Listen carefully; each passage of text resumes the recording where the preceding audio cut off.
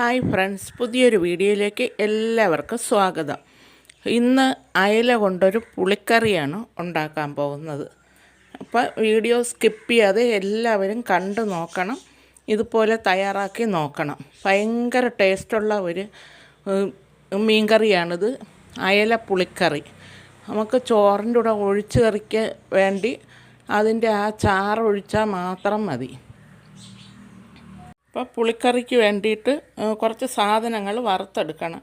അതിന് 1 table spoon കുരുമുളക് ഇവിടെ എടുത്തിട്ടുണ്ട്, 1/2 ടീസ്പൂൺ ഉലുവ, 7-10 അല്ലി വെളുത്തുള്ളി, 7 ചെറിയ ഉള്ളി.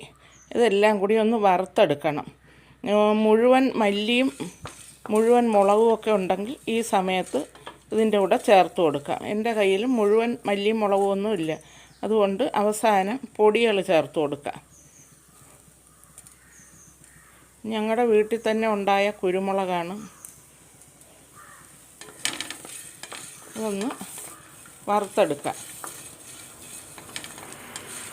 നന്നായിട്ട് ഈ കുരുമുളകും ഉള്ളിയും വെളുത്തുള്ളിയും എല്ലാം ഒന്ന് മൂത്ത് വരണം. ഞാൻ 1 തണ്ട് കറിവേപ്പിലയും കൂടെ ഇട്ട് കൊടുത്തു, അപ്പോഴാണ് സ്വാദ് കൂടുന്നത്. ഇപ്പോൾ കുരുമുളകും ഉള്ളിയും വെളുത്തുള്ളിയും കറിവേപ്പിലയും എല്ലാം നന്നായി മൂത്തിട്ടുണ്ട്. ഇനി തീ അണച്ചു കൊടുക്കാം. തീ അണച്ച ശേഷം പൊടികൾ ഇട്ട് കൊടുക്കാം.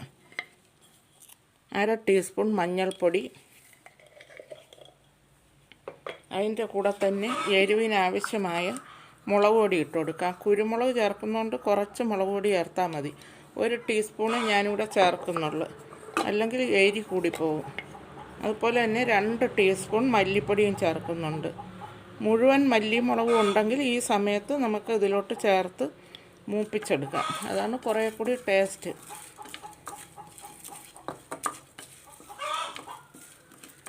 ഇപ്പോൾ തീ അണച്ചിട്ടിരിക്കുകയാണ്.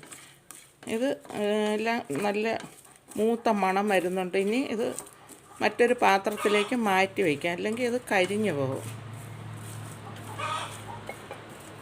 എന്നിട്ട് ഇതൊന്ന് പൊടിക്കണം. മിക്സിയുടെ ജാറിലോട്ടിട്ട് ഒന്ന് പൊടിച്ച ശേഷം വെള്ളം ചേർത്ത് അരച്ചെടുക്കാം.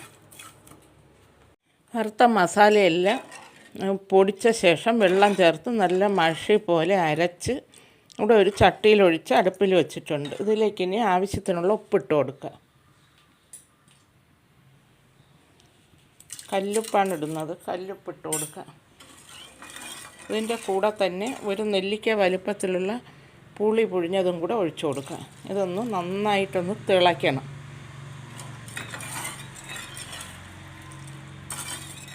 നല്ല പുളിങ്കറി പോലെ നല്ല ഒരു മീൻകറിയാണ്. ഇതിനി ഒന്ന് തിളച്ച് വരട്ടെ, എന്നിട്ട് മീനിട്ട് കൊടുക്കുക. അരപ്പൊക്കെ നന്നായിട്ട് തിളച്ചിട്ടുണ്ട്. ഇനി ഈ മീൻ ഇതിനകത്തോട്ട് പറക്കി ഇട്ട് കൊടുക്കുക. അയല മാത്രമല്ല, ചാളയാണെങ്കിലും നല്ലതാണ്. മത്തിച്ചാള ആണെങ്കിലും നല്ല ടേസ്റ്റായിരിക്കും. ഇതിനി ഇരുന്ന് വേവട്ടെ, അടച്ച് വയ്ക്കുക. ഇപ്പോൾ ചാറൊക്കെ നന്നായിട്ട് കുറുകി വന്നിട്ടുണ്ട്, നല്ല ഒരു കറിയായിട്ട് വന്നിട്ടുണ്ട്. ഈ ചോറ് കഴിക്കാൻ സമയത്ത് ഈ ചോറിലോട്ട് ഒഴിക്കാൻ പകരം ഇതിൻ്റെ ചാറൊഴിച്ച് ഈ കഷ്ണം അറ്റത്ത് വെച്ച് നമുക്ക് അടത്ത് കൂട്ടാം. അത്രയ്ക്ക് നല്ല ടേസ്റ്റാണ്. നല്ല കുറുകിയ ചാറാണ്. പിന്നെ ഇത് തീ അണച്ചു കൊടുക്കുക. എന്നിട്ടൊന്ന് താളിച്ചും കൂടെ ഒഴിക്കണം.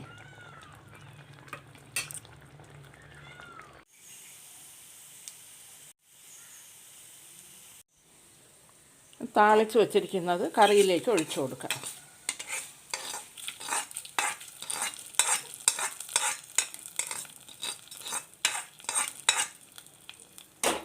ഇതൊന്ന് നിരത്തി ഇട്ട ശേഷം ഇതൊന്ന് ഒരു 5 മിനിറ്റ് സമയം ഒന്ന് അടച്ചു വയ്ക്കണം.